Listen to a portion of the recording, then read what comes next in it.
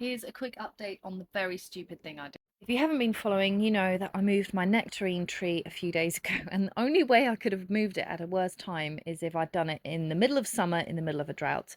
But I didn't want to wait until later on the year when the roots would be more established, and because half of the roots would be underneath the edge of the quail cage, I thought, you know what, I'm just going to risk it, and I'm going to move it now. And so far, so good. The main reason that I moved it is because I was getting peach leaf curl. Now I've cut off most of the leaves that had this, but if you see this, this is one of the less badly affected leaves. In some cases, the leaves were so badly affected, they were all twisted up. I still need to cut this off. The plan is to cut all of them.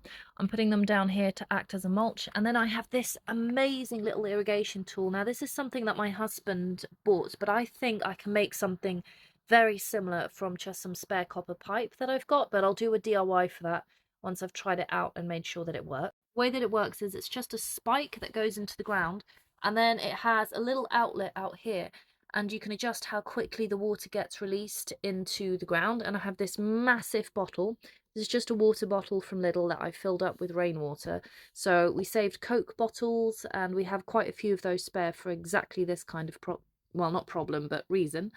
And this will slowly release all night, and in the morning I fill it up again, and that will slowly release over the course of the day, so I can keep this whole area nice and damp and watered. I've put a whole load of quail compost underneath this, along with regular compost and some plant food, and so far the tree really doesn't look that stressed. I was expecting to come in this morning and see all the leaves just sagging, looking miserable, and for the moment Fluffy hasn't been evicted, so that is a good sign. I might actually get a nectarine this year. And if you're wondering, Claire, why on earth are you growing this? You could just buy it from the shops. It's cheap. It's not that cheap. I don't know if you've noticed, but a lot of things have gotten very expensive.